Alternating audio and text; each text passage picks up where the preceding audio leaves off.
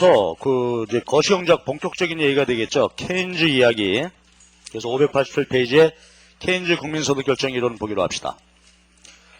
나눠드린 유인물은 이제 19장까지 유인물이에요. 거시는 진도 나가는 대로 제가 드릴게. 미신은 하다가 말이죠. 중간에 파일을 잊어먹어버렸어. 중간쯤 하다가 그리고 중단했는데 저 미신은 거시 나눠드리면서 같이 드릴게요. 네, 같이 나눠드릴 테니까 그건 같이 참고하고 거시는 즉시 해야 돼. 네, 그러니까 수업 듣고 가서 노트로 복습하고 그 다음에 그 진도 나간 만큼 내가 이제 계속 그 유인물을 드릴 테니까 그 유인물을 가지고 다시 한번 확인하란 말이에요. 정확하게. 거시는 긴장하지 않으면 놓치면 말이죠. 아까 얘기했듯이 네, 그냥 꼬리를 놓쳐버리게 된다고. 그러니까 그 유인물을 그때그때 제가 다음 주 진도 나가는 대로 드릴 테니까 그걸 가지고 하여튼 정확하게 복습을 하시기 바랍니다. 거시는 늘 걱정이야. 제가 미신은 사실 좀 놔뒀다가 봐도 어때요? 그죠? 공부해도 되는데 거시는 전면적으로 이해가 되지 않으면 나중에 뒀다가 봐도 몰라 그거는. 그죠? 그러니까 그 진도 나가는 만큼 긴장해서 복습을 꼭 하시기 바랍니다. 자, 그럼 이제 3절 케인즈 얘기로 갑시다. 자, 그러니까 이제 우리가 생각해보면 30년대 공황이 발생할 당시 경제학, 기존의 경제학에서는 국민소득 결정 이론이 따로 없었다. 왜? 현안 문제가 아니니까 그게. 그쵸? 그러다가 이제 공황이 터지고 그 현안 문제가 되니까 케인즈가 국민소득의 전반적인 그 분석, 그 논리 체계가 나오게 됩니다. 그러니까 결국은 거시경제학은 전부 케인즈 이론이라고 보시면 되죠. 출발입니다. 그러니까 요거 잘 봐야 돼. 자, 우선 케인즈 단순 모형 그러는데요. 저축입니다. 그래서 결국 온다면 케인즈라는 분이 1936년도에 그 일반 이론이라는 책을 썼단 말이에요. 여기서는 공황의 원인과 대책이 뭐냐 체계화해서 그 이제 거시경제학의 출발이다 이렇게 보시면 되는데 이 일반 이론 내용이 당연히 복잡하겠죠. 여러 가지 주제에 대해서 복잡한 이론 설명. 그러니까 우리는 처음서부터 바로 본격적으로 공부할 수가 없단 말이야. 그러니까 일반 이론의 내용을 어떻게 했다고? 단순화시켜 놓은 거지. 그래서 케인즈라는 분의 국민소득 결정 이론의 핵심을 보는 겁니다. 그러니까 요걸 잘 이해해 놔야 그 다음에 이제 그 완화해서 케인즈 오리지널 이론으로 우리가 갈 수 있을 겁니다. 그러니까 사실 보면은 케인즈 단순 모형은 케인즈 일반 이론하고 다르다 이렇게 보면 되겠죠. 단순화된 모형. 그러니까 나중에 보게 될 케인즈 학파 모형, 케인즈안 그렇게 말하는데 케인즈 학파 모형이 오히려 뭐야? 일반 이론을 담고 있다고 이렇게 이해하시면 되겠어요. 자, 그럼 먼저 케인즈라는 사람의 등장 배경, 이건 앞에서 얘기했죠. 이론의 배경은 30년대 대공황입니다. 이 공황을 어떻게 해결할 거냐? 원인은 뭐고 대책은 뭐냐? 그렇죠? 이것이 이제 케인즈의 등장 배경이고 거시경제학의 시작입니다. 왜 이런 일이 생겼을까? 그러면 상황을 다시 한번 써보면 이런 거 아니겠어요? 잠재 GDP죠. 최대 생산 능력껏 생산했어. 그렇죠? 그런데 상황은 어떻다고요? 수요 부족이야. 안 팔려. 800개밖에 안 팔린다 이거요. 자, 그러니까 우리가 사업하는 사람이라 할지라도 최대 생산 능력 아무리 있으면 뭐하나 장사가 안 되는 걸, 안 팔리는 걸. 그러니까 실제 생산은 어떻게 되는 거예요? 팔리는 것만큼만 생산할 수밖에 없겠죠. 그리고 생산물의 가치가 소득이 되잖아. 그러니까 우리가 팔리기만 제대로 팔린다면은 국민소득이 잠재소득 1000 될 수 있는데 수요 부족이죠. 안 팔리는 거지. 자, 이게 이제 기본적으로 공황의 상황이고 케인즈는 이것에 대해 이제 얘기를 하는 것입니다. 그럼 그냥 간단히 보면은 공황의 원인은 뭐냐? 수요 부족이다 이거지. 자, 수요 부족입니다. 그러면은 대책은 뭐겠어요? 간단하게 한번 생각해 보자고. 이게 앞으로 우리가 공부할 건데. 근데 조금 전에 봤듯이 이제 수요라고 하는 것은 민간 소비, 정부와 기업의 투자, 정부 소비, 순수출이죠. 그러면 대책은 어떻게 하면 돼? 이거 다 합쳐봤자 지금 800밖에 안 된다는 얘기인데. 어떻게 하면 되겠어? 민간 소비를 늘리는 방법이 뭐 없을까? 없죠. 왜 그래? 지금 전부 해고되고 공항 나가지고 뭐 실업자인데, 그쵸? 소득이 없어. 소비할 수 없어. 그러면 투자 중에 기업 투자를 늘릴 수 있는 방법이 없을까? 방법 없죠. 기업이 장사 안 하는데 무슨 신투자 하겠어요? 수출 늘릴 수 있는 방법이 없을까? 없죠. 왜 그래? 대공황이야. 전 세계가 모두 공황이야. 그치? 그러면 결국 방법은 뭐가 있겠어? 방법은 정부가 나서는 것밖엔 방법이 없죠. 그럼 이제 수요를 구성하는 것 중에 뭐가 있나 들여다보니까 요거 정부의 소비죠. 그 다음에 투자 중 뭐가 있어? 정부 투자가 있지. 그러니까 정부가 개입해서 어떻게 해보자. 그죠? 정부의 소비와 투자를 늘리자 이거지. 그러면은 어떻게 되는 거야? 수요 부족이 해결되고, 그럼 그만큼 이제 팔리게 되니까 생산이 증가해서 완전 고용 수준으로 갈 수 있다 하는 거지.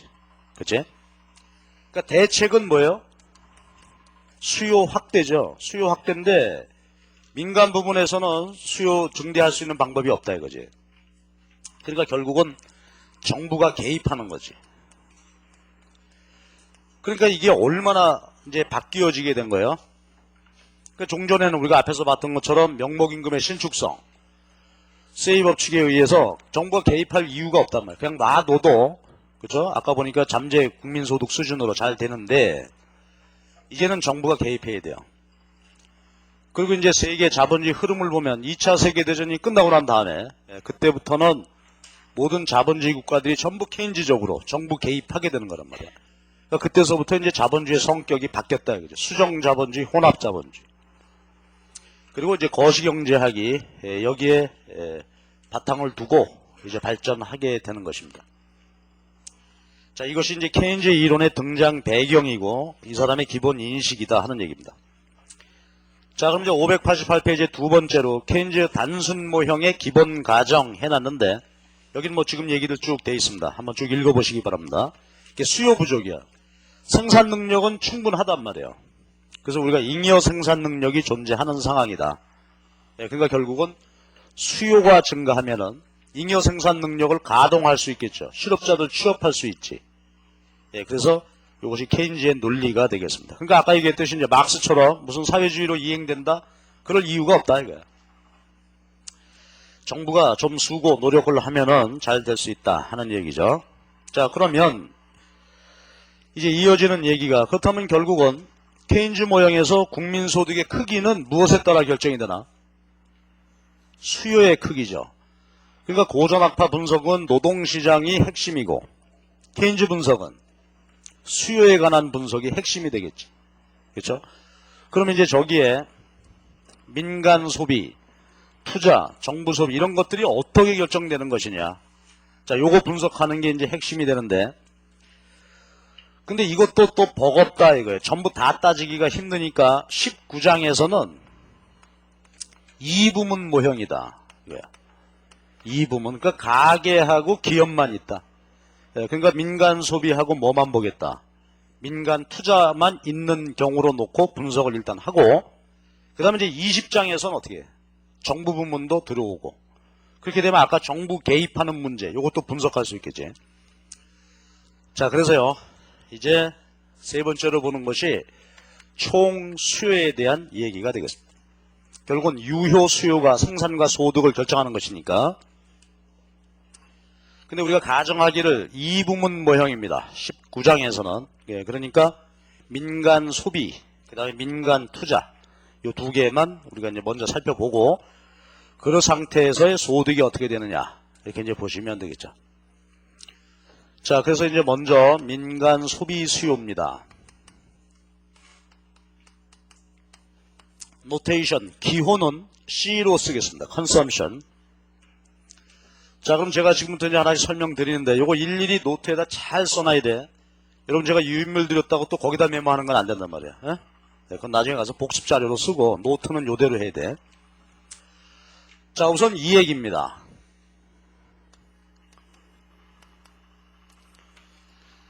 자, 거시경제학에서 이제 중요한 개념 하나인데요. 민간 소비 C인데 저기다 첨자 D를 붙여놨어. 저거는 민간 소비 수요. 민간 소비 디맨드니까 수요죠. 요거 없어. 그냥 C 써놓으면 요건 민간 소비 지출입니다. 한번 읽어주세요. CD는 뭐라고? 민간 소비 수요. C는 민간 소비 지출이야. 그러면은 요건 수요니까 그쵸? 계획된 소비다 이거지. 계획한 소비야. 또는 의도된 소비다 이거지. 영어로는요. ex ante 그러죠. 또 다른 말로 사전적이다. 여러 가지 말을 씁니다. 그러니까 수요다 이거야. 그러니까 우리 어머니 이제 살림하시는 걸 보면은 12월 1일 날 계획 세운 거죠. 가계부. 이번 달은 어디에 얼마 써야 되겠다.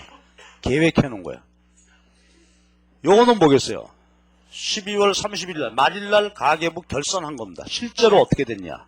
그치? 그러니까 요거는 뭘까? 개념이 실현된 거예요. 실현된 거, 실제로 한 거. 영어로 ex post.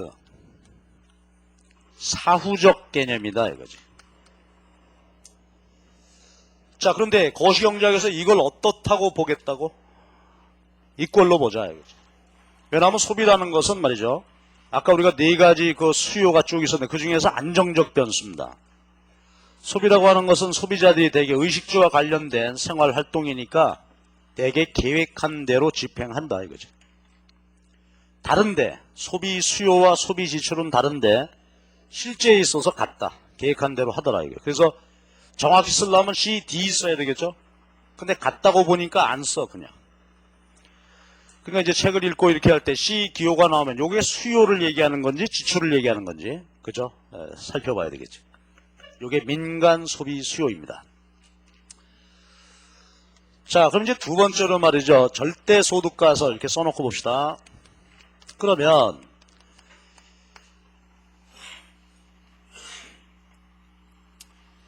이 민간 소비 수요가 어떻게 결정이 되느냐 하는 문제에 대해서 살펴봐야 되겠죠.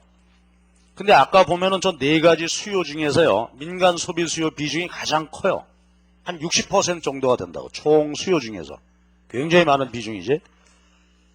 그렇게 이제 큰 비중을 차지하는 건데 그 소비가 민간의 소비 수요는 어떻게 결정이 되냐 하는 문제입니다. 그럼 상식적으로 보자고. 우리들의 소비 수요는 무엇에 따라 결정이 될까? 그렇죠. 소득이 얼마냐 이거지. 근데 YT, disposable, 가처분 소득인데 어제 얘기했던 거. 총소득에서 세금 내는 게 많았죠 어제. 다 빼고 사회보장 부담금 빼고 뭐 다 뺀 나머지 가처분 소득이 소비에 영향을 주는 아주 중요한 변수가 될 거고 또 뭐 이자율도 중요한 영향이 있겠죠. 왜냐하면 미시경제에서 배웠던 거 있죠. 이자가 변화하면 어떻게 돼? 저축이 변화했죠. 자본 공급 저축에 있어서. 그래서 이자가 변하면 또 일반적으로 보면 물가 수준, 뭐 기타 등등. 그러니까 여러 가지 것들이 우리들 마음에 영향을 줄 거다. 그죠? 소비 계획에. 자, 근데 이제 케인즈 선생님은 뭐라고 말씀하셨냐? 여러 가지 것들이 영향을 준다 얘기야. 영향을 주는데 그 중에서 가장 중요한 건 뭐다? 가처분 소득이다 이거지. 그리고 이자나 기타 등등 다른 것들이 영향을 주기는 주지만 그 영향은 크지 않다. 이렇게 얘기했단 말이에요. 일반 이론 안에서. 그러니까 우리는 단순 모형이야. 어떻게 하겠다고요? 소비는 오로지 무엇에 의해서만 영향받는다. 가처분 소득에 의해서만 영향받는다고 단순화한 겁니다. 자, 그럼 용어 정리해. 이자율이 중요한데요. 한번 봐봐. 이렇게 설정했단 말이지. 가처분 소득에 따라서만 소비가 결정이 된다. 소비 수요가. 그렇다면 용어 하나 합시다. 그렇다면 요렇게 써놓으면 요거 뭘까 요거. 탄력도죠. 소비 수요의 뭐 이자율 탄력도. 그럼 여러분 한번 복습 한번 해봐. 수요의 가격 탄력도 그러면은 분모가 뭐였지? 탄력도. 은저쩍 했던 걸 지금 또 거론하냐? 그래도 한번 해봐봐. 분모가 뭐야? 그죠? 독립변수가 가격 변동이지. 얘가 변화해. 가격이 변화하면 그에 따라 어떻게 돼? 수요량이 변화하죠? 그 변화율 나눈 게 탄력도지. 한번 다시 시비를 걸어볼까? 0.75 무슨 뜻입니까? 가격이 얼마 변화할 때?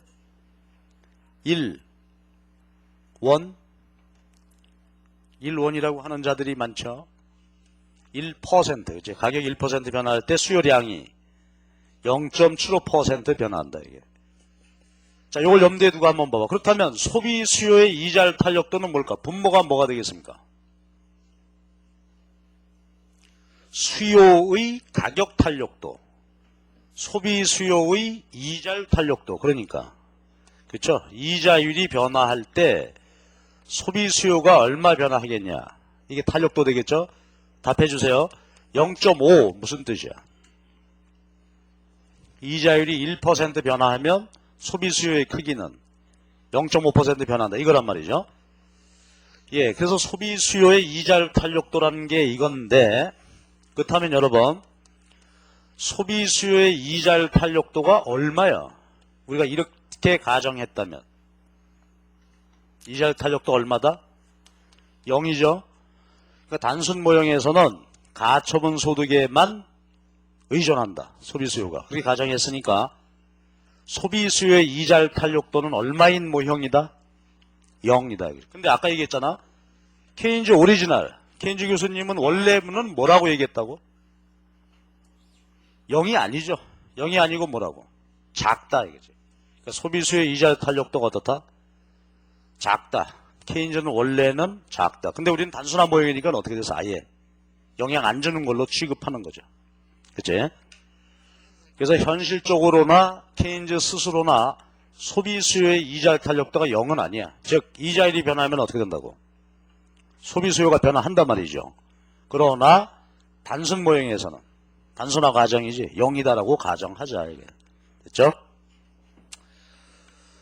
그리고 이렇게 놓고 소비는 오로지 가처분 소득에 따라서만 영향받는다. 그걸 우리가 절대 소득 가설 이렇게 하잔 말이지.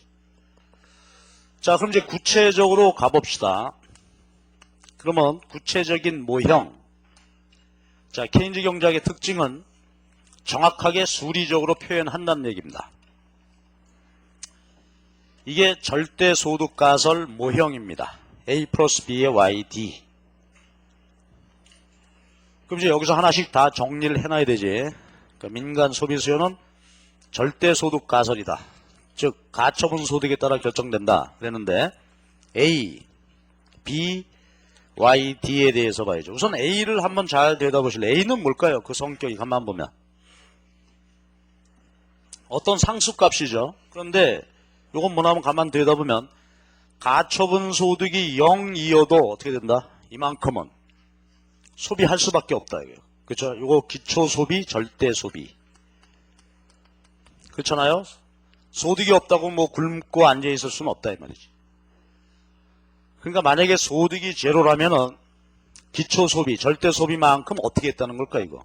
소비는 했는데 빚내서 소비했겠죠. 구워서 소비한 겁니다. 그 다음에 B 한번 봅시다. 이 B가 이제 아주 중요한 의미를 갖는데요. B는 뭐냐 하면 잘 보면 이래야 돼. 수학적으로 보면은 한번 봐봐. 이게 소비 수요 함수죠. 소비 수요 함수를 소득으로 미분하면은 B 값이 되겠죠. 그렇죠? 그럼 예를 들어서 한번 해석해 보자고. 이게 해보니까 0.8 나왔다. 그게 B야. 의미는 뭐지? 미분의 의미. 소득이 한 단위 증가하면 소비는 0.8 증가하더라 이거지. 그죠? 그런 의미를 갖는 거죠. 그래서 우리가 요 B를 MPC라고 합니다. Marginal Propensity to Consume. 그러니까 한계 소비 성향. 자, 여러분 제가 여쭤봅니다. B 어떻게 읽어요? 한계 소비 성향. 그 나온 값의 의미는 뭐야? 그치? 소득 한 단위 증가할 때 증가하는 소비, 수요의 크기다 이거지. 그치? 자, 그럼 연습 한번 해봅시다. 우리 어머니의 한계 소비 성향 B 값이 0.8이라고 해. 근데 이번 달 월말에 말이죠. 아버지 보너스가 나왔어. 보너스가 100만 원 나왔어. 그럼 우리 엄마는 어떻게 한다고? 100만 원 중에서 80만 원은 소비하고 그럼 나머지 20만 원은 어떻게 하셨을까? 저축했겠지. 그게 한계 소비 성향입니다.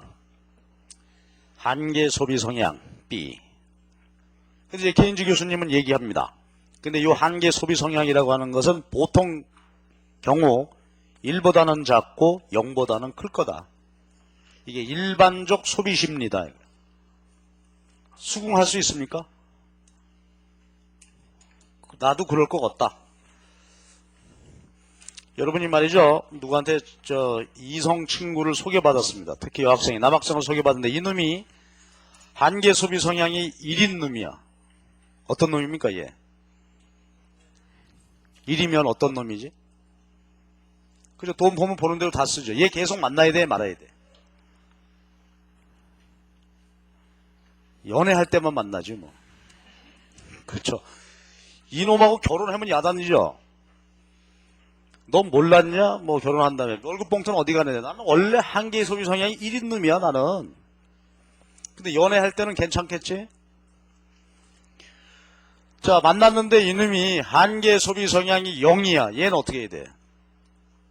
얘는 연애도 하지 말아야 되지. 그러면 그냥 몽땅 그냥 완전히 빈손으로 나가고 너 밥 안 먹냐? 뭐 맨날 그러고 있어 얘.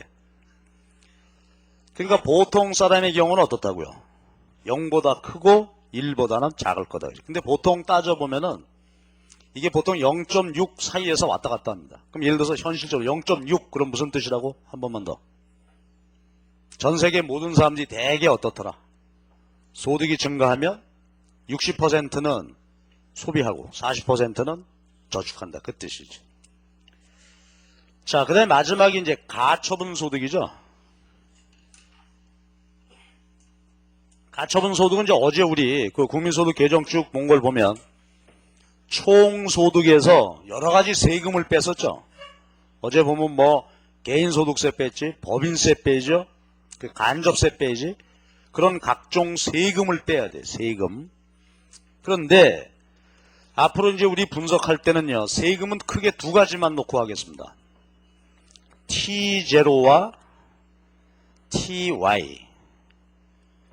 자, 그럼 이제 기호 하나 얘기하고 합시다. 우리가 앞으로 거시경제 분석하다가 말이죠. 텍스입니다. 제로 붙여놓으면 요건 외생 변수야. 그러니까 독립적으로 결정되어지는 것을 의미합니다. 제로 써놓으면은. 그러니까 뭐 이자율이 변한다, 소득이 변한다, 물가 변한다. 내생 변수가 아니다 이 말이지. 액수가 정해져 있는 세금이다 이 말이지. 요걸 우리가 정액세라고 합니다. 자, 손에서 말해봐. T0는 뭐라고요? 정액세, 성격은 그렇죠. 그 사람의 소득 수준이나 뭐 이런 거 따지지 않고 그냥 얼마, 액수 얼마, 세금 내라 이렇게 나오는 그런 세금입니다. 정액세. 그 다음에 요거는 좀 재밌지. 요거는 어떻게 되나? TY니까 이 세금은 이렇다는 얘기입니다. Y는 자기의 총 소득이죠. 소득의 일정 비율, 예를 들어서 이게 0.1 그러면 자기 소득, 총 소득의 10% 거두어가는 세금이다 이거죠. 세율이죠. 근데 요거는 말이지 0.1이죠. 그러니까 소득이 많은 사람이나 소득이 적은 사람이나 일정하게 세율 10%죠. 비례소득세잖아. 비례소득세. 그래서 소문자 T는 비례소득세율, 전체는 비례소득세. 그러니까 물론 현실의 세금은 비례소득세 아니죠. 누진세지. 예, 그렇지만은 우리가 이제 분석을 간단히 하기 위해서 비례소득세 하고 정액세만 있는 걸로 보겠습니다. 또 뭐 현실에 보면 법인세도 있고 물품세, 각종 부가세 여러 가지가 있지만은 그건 다 관두고 정액세와 비례소득세만 놓고 이제 원론 수준에서는 분석을 하겠습니다. 일단 총소득에서 세금 낸 거 빼야 돼. 그 다음에 어제 보면 뭐가 있었죠? 정부와 기업이 국민에게 주는 보조금이 있었지. 이전 지출이 있습니다. 영어로 트랜스퍼. 그러니까 요거는 국민들에게 무상으로 누군가가 소득 보조해줬다 이거야. 자, 요거는 정리 잘 해놔야 돼. 자, 가처분 소득은 어떻게 정의된다고요? 우선 세금 빼고 그 다음에 이전 지출 보조금은 더하고. 근데 세금은 두 가지만 보겠습니다. 어떤 세금? 정액세와 비례소득세. 자, 요것이 이제 내용이야. 그런데 우리 지금 말이죠. 요 19장에서는 뭘 가정했지? 정부 없죠. 가계하고 기업만 있다 그래서. 그러니까 19장에서는 가처분 소득이 바로 뭐가 되겠어요? 정부가 없으니까 세금 없죠. 따라서 19장에서는 가처분 소득 이꼴 총소득 똑같다고 놓고 풀면 되는데 이제 정확히는 이렇다. 이런 얘기입니다. 절대 소득 가설이었습니다. 그러면 이제 요거를 말이죠. 그림으로 또 표현해보고 이렇게 해야 되겠는데 그림 한번 그려봅시다. 소비수요 곡선입니다. 수평축에다가는 소득 또는 가처분 소득을 표시를 하고 여기다가 소비. 근데 여러분 요 밑에다가 그림 하나 이렇게 달아서 그림 그릴 거니까 여유를 좀 두고 써두세요. 그럼 여러분 그림 그려보실래요? 어떻게 될까? A 플러스 BY 소득이 없어도 A만큼은 소비해야 된다 그러니까 여기 절편이 있겠죠? 그리고 기울기가 뭐가 되겠어요? 소비함수 미분한 거 MPC가 기울기가 되겠지? B가 기울기가 되는. 그래서 이게 요겁니다. 근데 우리 요 19장에서는 이부분 모형이니까 원래는 가처분 소득이지만은 지금은 똑같죠, X가. 그러니까 요건 없이 그냥 써. A 플러스 B의 Y. 그리고 미분한 값이 B, 한계 소비 성향이 기울기가 되고 A가 절편이 되는. 이게 소비 수요 함수입니다. 그럼 이제 하나 공부할 게 있는데요. 이제 거시경작에서 많이 사용하는 보조 선 하나 그리겠습니다.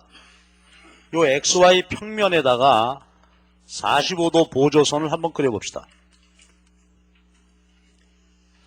자, 여러분 XY 평면에 45도 선을 그리면 요 45도 선상의 특징은 뭐가 될까? 그렇죠? XY 선분 길이가 서로 같아지겠죠? 자, 이제 그걸 이용을 해서 한번 보시지. 그러면 이게 소비수요 함수가 나왔어, 이제. 45도 선. 교차점에서는 어떤 특징을 갖나요? 자, 한번 봅시다. 이게 이제 물론 국민 전체에 대한 얘기지만 우리 개인의 경우로 놓고 한번 이해를 해보자고. 소득 100만 원. 여기 소비죠. 이 옆에 소비인데 요점은 지금 45도선하고 교차점이니까 소비액도 얼마가 되겠어요? 자, 만약에 어떤 사람이 지금 이 지경이다면 이 사람은 지금 어떤 사람인가요? 소득 100만원 벌어가지고 전액 다 소비하고 있죠. 저축은 하나도 못하는 그런 상태입니다. 이걸 우리가 분기점이라 그러죠. 브레이크 이븐 포인트. 분기점. 그러니까 적어도 이제 어떤 사람이 말이죠. 저축을 하기 위해선 자신의 소득이 요 분기점 소득보다는 어떻게 돼요? 많아야 되겠지? 자, 연습. 이 사람 소득이 150만 원이다. 그렇다면은 자, 잘 보세요. 150.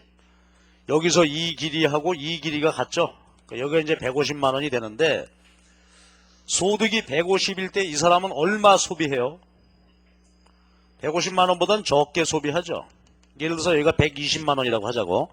그러면 여러분 이 사람 상황은 지금 어때요? 해석. 150만 원 소득 중 얼마? 120만 원은 소비하고 그렇다면 나머지 30만 원은 그래. 그러니까 요 수직거리가 바로 저축액이 되겠죠. 플러스의 저축액입니다. 근데 이 양반이 말이지 소득이 이번 달에 여의치 않아 가지고 50만 원밖에 안 된다 이래 볼까요? 50만 원. 근데 요거 소비선이죠. 지금 하얀 게 소비선이. 근데 소비는 이래 보니까 한 70만 원 했어. 이 사람은 어떤 상황인가 지금? 빨간 사람은. 그렇죠. 소득은 50만 원밖에 안 되지. 요 높이가 50만 원인데 소비는 70만 원 했으니까 요 20만 원만큼이 뭐가 되겠어? 그렇죠. 마이너스 저축이죠. 빚내서 썼습니다. 마이너스 20 빚내서 마이너스 저축이죠. 그치? 그리고 이 사람 소득이 아예 0이라면 어떻게 됐다고? A 기초소비 전체를 다 빚내서 소비한 셈이 되겠지. 그치? 자, 이것이 이제 소비 수요 함수 그림입니다. 자, 그럼 이제 여기 이어서 볼 게 있는데요. 소비 수요 함수의 몇 가지 얘기입니다. 두 가지 봐야 되는데 조금 전에 보니까 MPC는 알죠? 자, MPC는 수리적으로 구한다면 어떻게 구하면 된다고? 소비 함수를 소득으로 미분하는 값이다. B다 이거지. 다시 한번 생각해봅시다. MPC의 의미는 뭐죠? 소득이 한 단위 증가할 때 얼마나 소비할 것인가. 그죠? 다시 0.6 무슨 뜻이라고? 소득이 한 단위 증가하면 60%는 소비하고 40%는 저축한다. 그 뜻이야. 근데 그림으로 보면 저 식이 A 플러스 B의 YD 해서 우상향 직선으로 나오니까 이 경우는 말이죠. 소득이 증가할 때 MPC 값은 어때? 항상 일정하죠. 기울기는 어디서 해봐도 그치? 항상 일정하단 말이야. 그래서 이게 0.6 그러면 그 말은 뭐겠어요? 100만원짜리 소득자가 10만원이 생겨도 어떻게 한다고? 6만원 소비한다. 그지? 1억짜리 소득자가 10만원이 생겨도 역시 6만원 소비한다. 그러니까 한계 소비 성향은 어디서나 일정하다. 이 모형에서의 특징이고, 그 다음에 평균 소비 성향입니다. 평균 소비 성향은 뭐냐면 전체 소득에서 차지하는 소비의 비중이야. 전체 소득에서 차지하는 소비의 비중입니다. 다르죠? 내용은 이거란 말이죠. 한번 가만 보면은 뭐 식 중요하진 않습니다만 한번 보기 위해서. 그럼 A 플러스 B의 Y지. 그러면은 요거 나누니까 Y의 A가 되고 플러스 B가 되겠죠.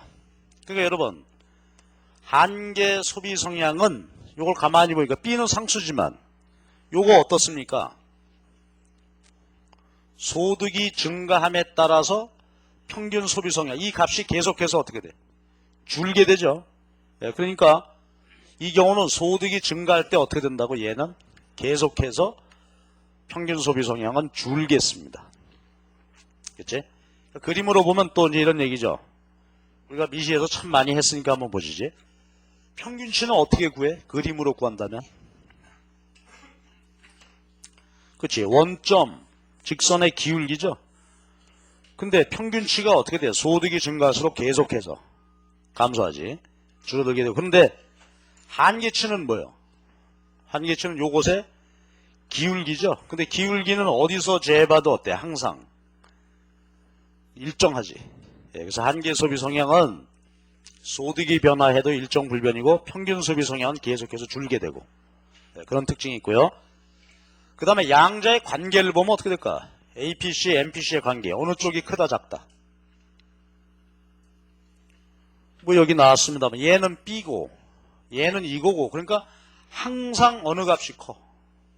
APC가 항상 크죠. 그림으로 보더라도 요거는 MPC는 기울기고 APC는 원점 직선 기울기고 그러니까 평균 소비 성향이 어때요? 항상 크게 되겠습니다.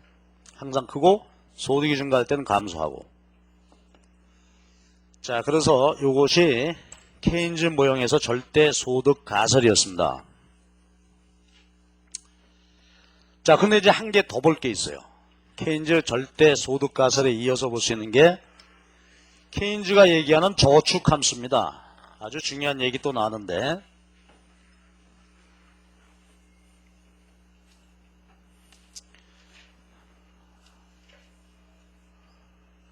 이건 넘버링이 좋지 않다. 그렇죠?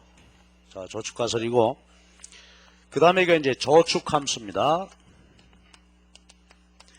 이것도 무지무지하게 중요한 이제 하나 얘기 또 나왔는데 결론은 이렇습니다. 케인즈는 이렇게 생각해서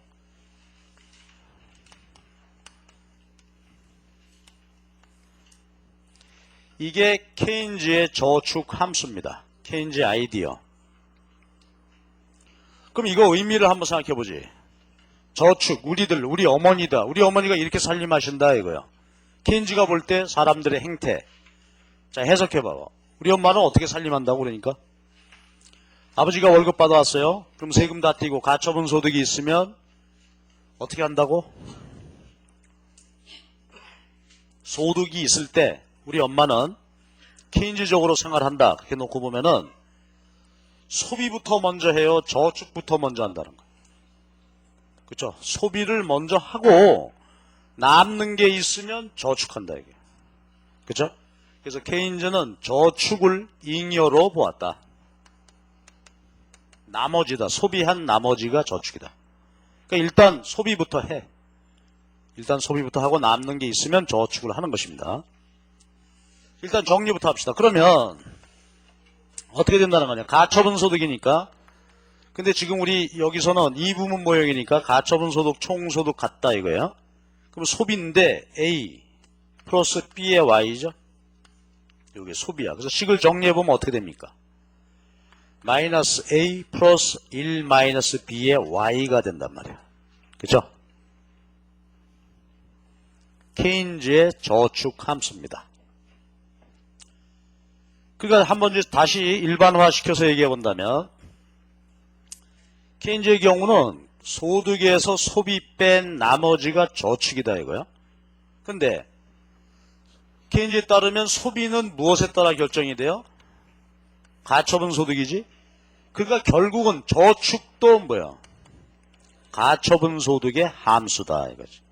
그치? 그래서 케인즈가 볼 때 저축은 잉여고 따라서 가처분 소득의 함수가 되겠습니다. 그럼 구체적으로 한번 얘기해 봅시다. 가처분 소득이 증가하면은 어떻게 된다고? 저축도 증가하고 소비도 증가하는 거죠. 왜냐하면 아까 우리가 봤듯이 보세요. 소득이 한 단위 증가하면 어떻게 돼요? 한계 소비 성향이 0.6이다 그러면 60%는 소비하고 나머지 40%는 저축하지. 그러니까 가처분 소득이 증가하면 소비도 증가하고 저축도 증가하는 것이죠. 그치? 자, 요것이 케인즈의 저축 함수야. 그러니까 저렇게 구체적으로 식으로 쓸 수 있다 이거죠. 저것이 저축 함수. 자, 그럼 일단 마무리하고 갑시다. 그럼 아까 여기다가 말이지 소비 수요 함수를 그림을 그려놨는데 요거하고 짝을 맞춰서 저축도 한번 표현해보고 갑시다. 그럼 상황을 한번 잘 보자고. 상황 잘 보면은 우선 저축 곡선은 마이너스 A 플러스 1 마이너스 B가 되니까 절편이 얼마가 돼? 저축 절편 마이너스 A죠. 여기가 마이너스 A야. 그리고 기울기는 자, 근데 여러분 여기 잘 봐봐. 그림 그릴 때 어떻게 그려야 되냐면 잘 봐봐. 아까 여기 100만원 소득이 뭐였죠? 분기점 소득이지. 그러면 이렇게 정확하게 짝을 맞춰 그리려니까 여러분 소득이 분기점 소득이라면 저축이 제로죠. 그러니까 그림 제대로 그리면 어떻게 될까? 이렇게 그려지겠지?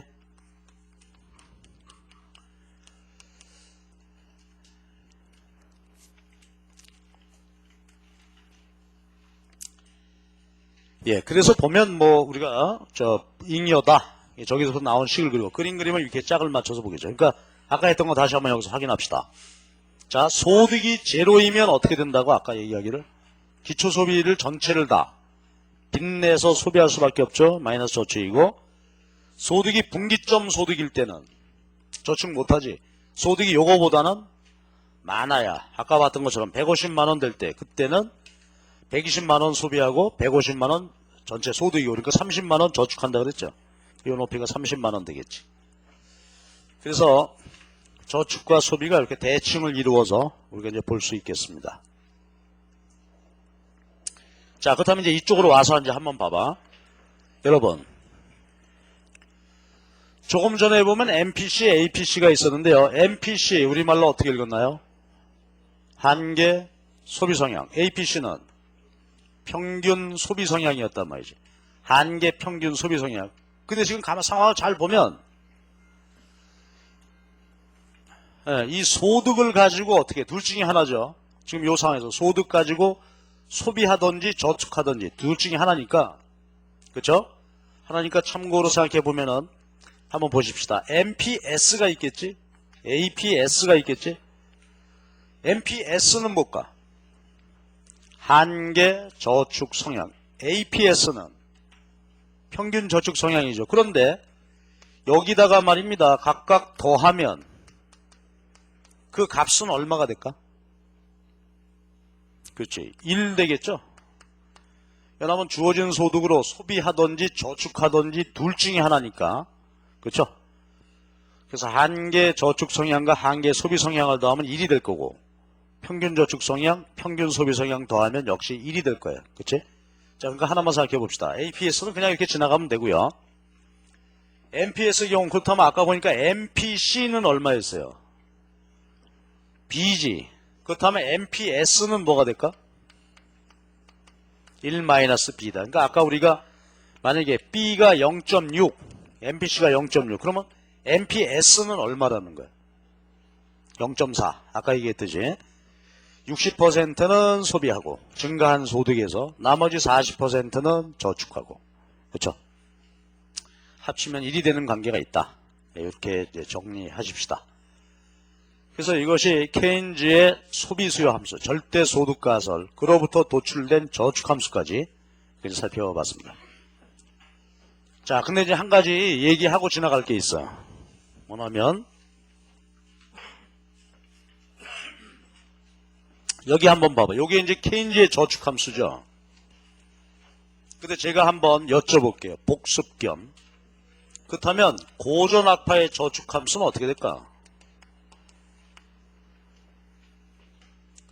고전악파의 저축함수. 자, 고전악파는 미시형제학. 미시형제학에서 배웠던 거 한번 생각해 봐봐. 미시형제학에서 저축은 어떻게 결정됐지?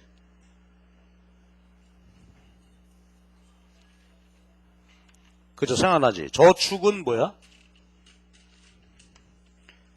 자본의 공급이었죠. 그래서 우리가 앞에서 공부할 때 보면은 노동 공급, 자본 공급 공부했었잖아.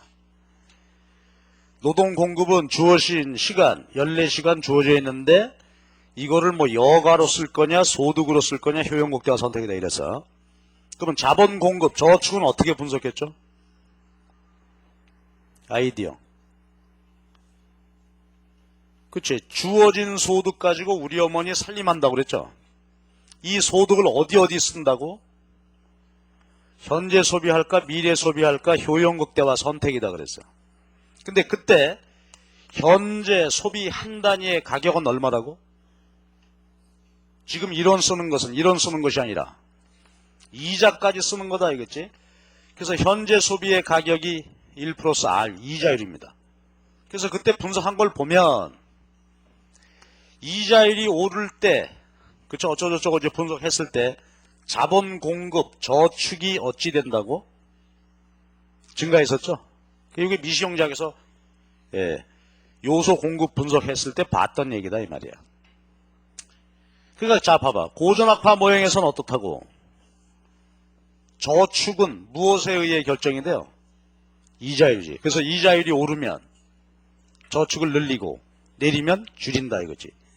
요게 미시형제학에서 공부했던 게 요게 저축함수야. 고전악파의 저축함수다 이거지. 그치?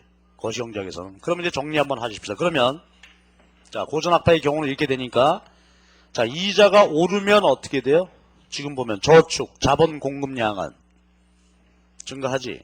소비는 줄게 되죠. 자 그러니까 이거 차이점을 한번 봐달라고. 그러니까 케인즈하고 고전악파하고 차이점들이 이제 계속 쏟아져 나오게 되는데 또 한 가지 얘기가 나온 거지. 그러니까 아까 케인즈 경우하고 봐봐요. 아까 케인즈의 경우는 저축과 소비가 다 무엇에 따라 결정이 돼? 가처분 소득이죠. 그래서 아까 케인즈의 경우는 보면은 가처분 소득이 증가하면 어떻게 된다고? 저축도 증가, 소비도 증가한다. 그렇죠? 그래서 케인즈의 경우는 저축과 소비가 가처분 소득의 증가함수인데 고전악파 모형에서는 어떻게 된다고? 저축 소비가 모두 이자율의 함수야. 미시형제학에서 했던 거 그대로 적용시켜보면 따라서 이자가 오르면 저축은 증가하지만 소비는 줄어들게 된다. 아주 중요한 얘기입니다. 그러니까 아까 우리가 그런 용어 나온 건데 기억나요? 케인즈 단순 모형에서 소비 수요의 이자율 탄력도가 얼마라고? 아까 얼마라고 그랬지? 소비 수요 이자율 탄력도? 0이죠. 그 말은 무슨 뜻이었어? 이자가 소비 수요에 전혀 영향을 주지 않는다. 따라서 저축에도 영향 없다 이 얘기지. 근데 고전학파 모형은 어때? 소비 수요의 이자율 탄력도가 대단히 크다고 봐야 되죠. 탄력적이다. 아주 민감하게 영향을 준다 이거야. 그치? 그럼 다시 한번 용어하자고. 고전학파는 어떻게 돼요? 소비 수요의 이자율 탄력도가 크다. 케인즈 단순 모형에서는 소비 수요 이자율 탄력도가 제로. 근데 아까 케인즈 오리지널은 어떻다고? 0이라고 말하진 않았다. 케인즈가. 그렇지? 그러니까 뭐라고 말해야 돼? 소비 수요 이자율 탄력도가 작다. 이제 이런 용어들이 계속해서 차별적으로 나오겠습니다. 그래서 여기까지 소비 수요, 그 다음에 저축까지 이제 봤고요. 이어서 볼게. 592페이지 이제 투자 얘기입니다. 투자 수요 얘기.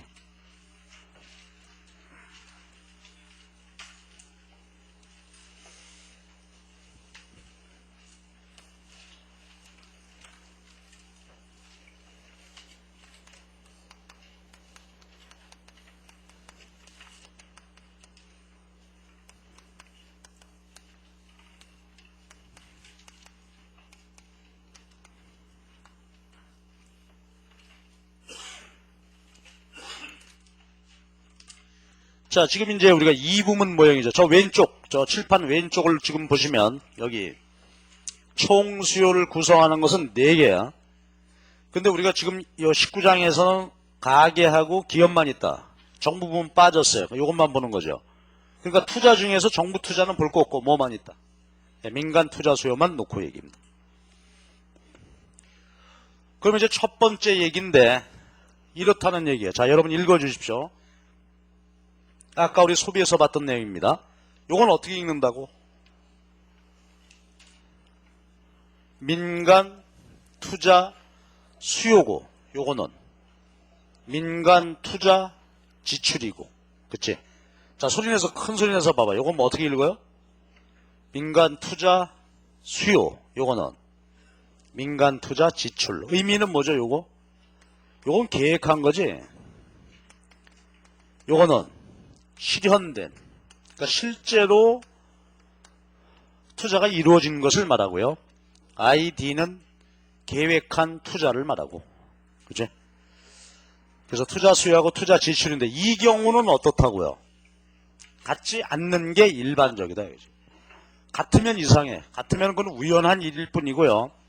같지 않는 것이 일반적이다. 왜 그런가 하는 것은 뒤에서 증명하기로 하고 이렇게 봐봐. 그러니까 이때는 다르니까 분명히 뭐 해야 돼? 투자 수요일 때는 여기다가 첨자 D를 써줘야 되고 투자 지출일 때는 없이 써야 되고, 그렇죠?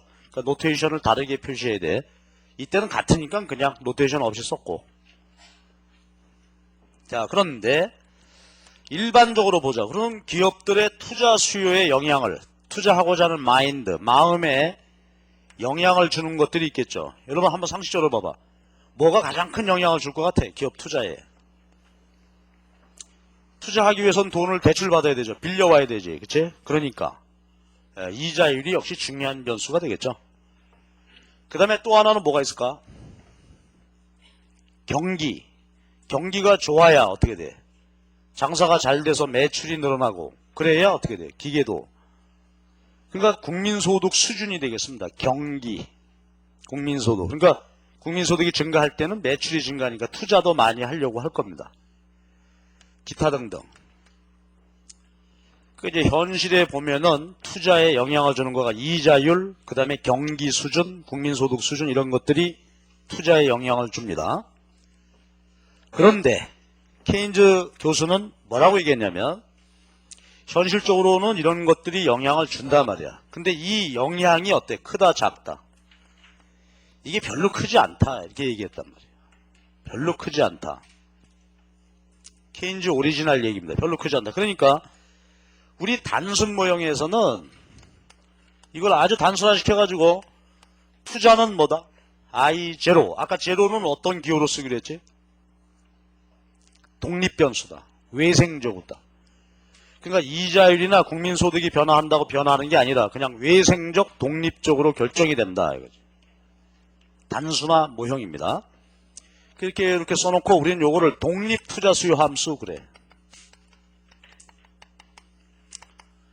자, 그럼 이제 여기는 이유가 있습니다. 케인즈가 이 영향이 별로 크지 않다. 그러면서 뭐라고 얘기했냐면, 케인즈 교수의 설명인즉슨 투자라고 하는 것은 마인드다. 우리가 그런 말 많이 쓰죠. 투자 마인드, 소비 마인드. 이 마인드라는 말은 케인즈가 처음 쓴 용어입니다. 심리적 요인이 중요하다 이거야.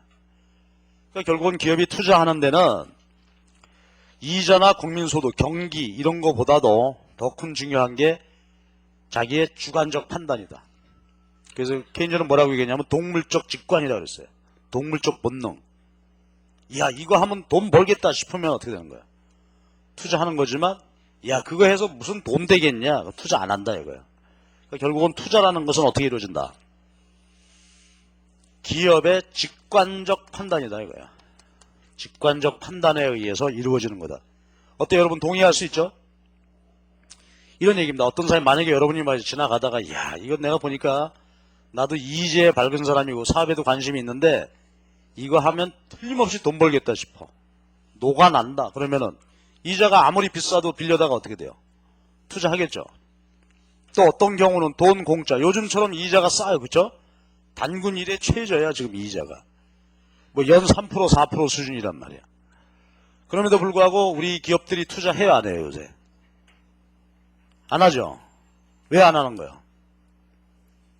이자가 안만 싸면 뭐해? 투자 새로운 해봤자 지금 그죠? 불확실성 요인이 높고 또 경기 회복이 안 되는 이런 상황에서는 투자해가지고 뭐 돈 벌 것 같지가 않죠. 그러니까 투자를 안 한단 말이에요. 그러니까 케인즈는 바로 그런 얘기를 지적하는 겁니다. 투자는 직관적인 판단이 중요하다. 이자가 안만 높아도 돈 벌 수 있다라는 판단이 들면 투자한다는 얘기죠. 돈 빌려다가. 그러니까 예를 들어서 이자가 연 50%다. 근데 자기 생각에 수익률을 60% 낼 수 있다. 그러면 50% 이자를 물고라도 어떻게 하겠어요? 그치? 그러니까 이자율 수준 자체가 중요한 것은 아니다. 이거죠. 자, 그래서 케인즈의 공헌, 여러 가지 이론적 공헌을 얘기를 하는데 이게 또 핵심적인 케인즈의 공헌입니다. 경제 주체들의 마인드가 중요하다 이거지. 이게 독립 투자 수요 함수입니다. 자, 그렇다면 용어 하나 할까? 그러면 단순 모형에서는 독립 투자다 이랬으니까 잘 봐봐. 내가 아무 소리 없이 쓸 테니까. 요거 뭐예요? 읽기.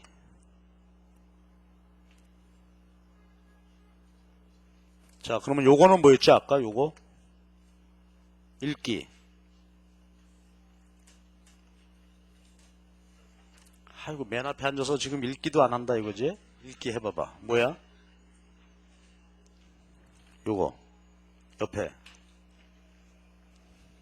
그 옆에 소비 수요에 그치 이자트 셋이 합창해. 이 두 명은 뭐해? 다시 한번 읽어봐. 뭐라고? 소비 수요의 이자율 탄력도. 정의는 뭐죠? 분모가 이자율이 변동할 때 소비가 얼마 변화할까? 그쵸? 근데 아까 절대소득가설에서는 요거 얼마라고? 0. 이자가 영향 안 준다 이렇게 놓고 분석했죠? 요건 어떻게 읽을래?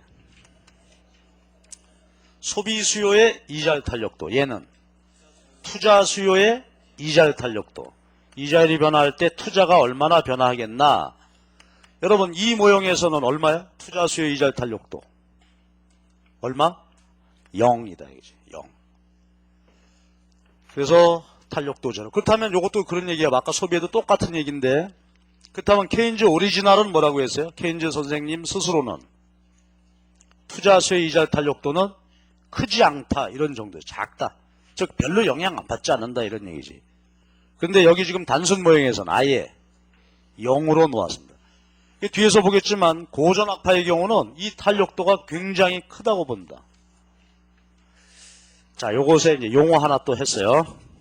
그래서 이게 절대소득가설이라면은 투자 수요의 이자 탄력도는 제로고, 그 다음에 용어 하나 더 합시다. 여기. 아까 보면 일반적으로 뭐가 국민소득 수준이 투자에 영향 주는 거. 이것도 사실이야. 그렇겠죠. 왜냐하면 봐봐. 소득이 막 증가해. 그럼 어떻게 돼? 국민들 호주머니에 돈이 생기니까 이제 소비하겠죠. 장사 잘 되죠. 기업들은 투자하겠죠. 공장 늘려야 되겠다. 그 분명히 그런 측면이 있습니다. 그런데 요 우리가 단순화 모형에서는 어떻게 됐다고? 그 영향을 배제 없는 것처럼 하겠다 이거지. 예, 그래요. 그래서 우리는 이렇게 표현합니다. 소득 수준에 따라서 변하는 투자를 우리가 보통 유발 투자라고 말해. 그렇다면 이 단순 모형에선 유발 투자도 얼마라고? 0이다. 자, 여러분 소리내서 말해줘 봐봐. 유발 투자란 뭐다?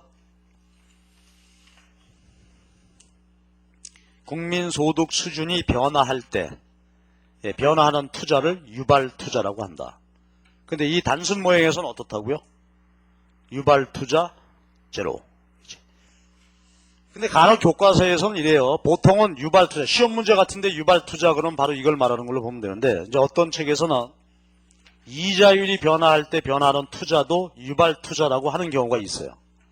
예, 그러니까 우리가 보통 시험 문제는 그건 잘 보고 판단하면 되겠지. 그러니까 보통은 유발 투자 그러면은 소득에 따라 변화하는 투자를 말하는데, 예, 경우에 따라서는 이자율이 변화할 때 변하는 것도 유발 투자라고 한다. 예, 이렇게 정리를 합시다. 근데 우리 강의에 있어서는 앞으로 계속해서 저는 유발 투자는 소득에 따라 변화하는 투자로 이렇게 간주하고 말씀드리겠습니다. 그래서 케인즈 독립 투자는 이렇습니다. 근데 이거는 사실은 굉장히 중요한 거예요. 요즘 우리나라 봐도 그렇잖아요.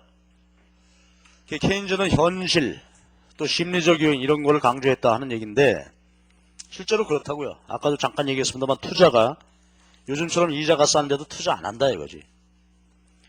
그런 거고. 그 다음에 유발 투자 같은 거 한번 부수적으로 얘기해 봅시다. 유발 투자. 소득이 증가하면 투자가 증가한다고 그랬는데 따라서 유발 투자는 말입니다. 호황기 때 유발 투자가 많이 있겠어요? 아니면 경기 회복기 때 있을까? 여러분은 어떨 것 같아? 그치? 경기 회복기지. 경기가 회복이 되고 이제 좋아지겠다. 이제 그런 생각이 들면 기업들은 어떻게 되는 거예요? 투자를 한단 말이죠. 근데 이미 호황기가 다 돼버렸으면 어떻게 됐어? 경기 회복기 때 투자 다 했죠? 거기서 이제 하지 않는 거지. 그러니까 요즘 보게 되면 여러분의 BSI라는 거 많이 봤지? BSI 뭔지 알아요? 본 거 있어요? 신문 보면. 경기 실사지수라는 겁니다. 여론조사하는 거예요. 그죠? 기업인들에게 물어봐. 앞으로 우리 경제가 좋아질 거라고 전망됩니까? 그게 100보다 크면 모든 기업가들이 어떻게 생각한다는 거예요? 경기가 앞으로 회복될 거라고 예상된다. 그렇죠? 그렇다면 이게 크면은 투자가 어떻게 될까? 증가하겠지. 근데 요즘 조사해보면 어떻게 될까? 100보다.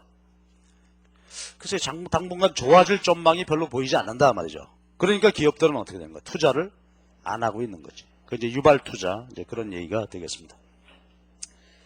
자, 그럼 이제 마지막으로 그림이나 그려봅시다. 이 그림은 간단하게 그리겠죠. 국민소득하고 투자 수요 그림 그려보면 어떻게 될까?